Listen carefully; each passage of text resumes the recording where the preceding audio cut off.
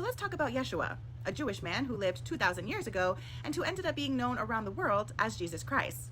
Now, to start off, Yeshua was a very common Hebrew Aramaic name, and it meant God saves. When the stories about him were written in Greek, the name was translated to Iesus because Greek didn't have the SH sound. From Greek, it moved into Latin and it turned into Iesus.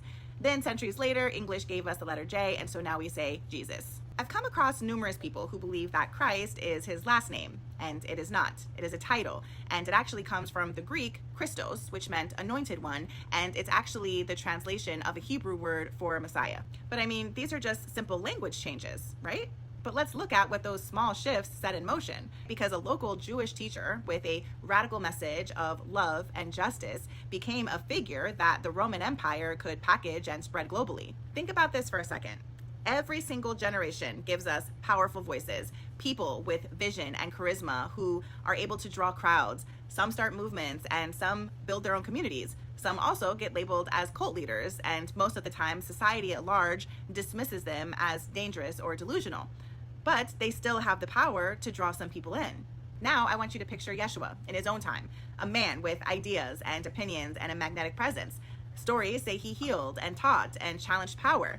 Crowds followed, leaders worried, and then politics took over. The empire realized that his story could unify people if they shaped it the right way. And this isn't just something that we see in ancient history, right? I mean, we still watch this happen. Think about how politics rallies around a charismatic figure, right? A candidate starts with a grassroots message, and then all of a sudden powerful interests sort of swoop in. They polish the narrative and they use that voice in order to move the masses. I think we can even apply this concept to the music industry. An artist builds a raw following through persistence and determination and talent, and suddenly labels and sponsors and algorithms shape the image into a product that the machine can sell.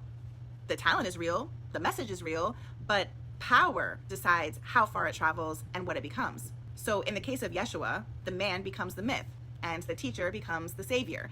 It's also why so many millions of people believe that this one man was the one and only Son of God, when that's not even what he taught about himself. So why do we elevate Yeshua while rejecting modern prophets who sound just as radical, just as loving in some cases, or just as ready to challenge the system?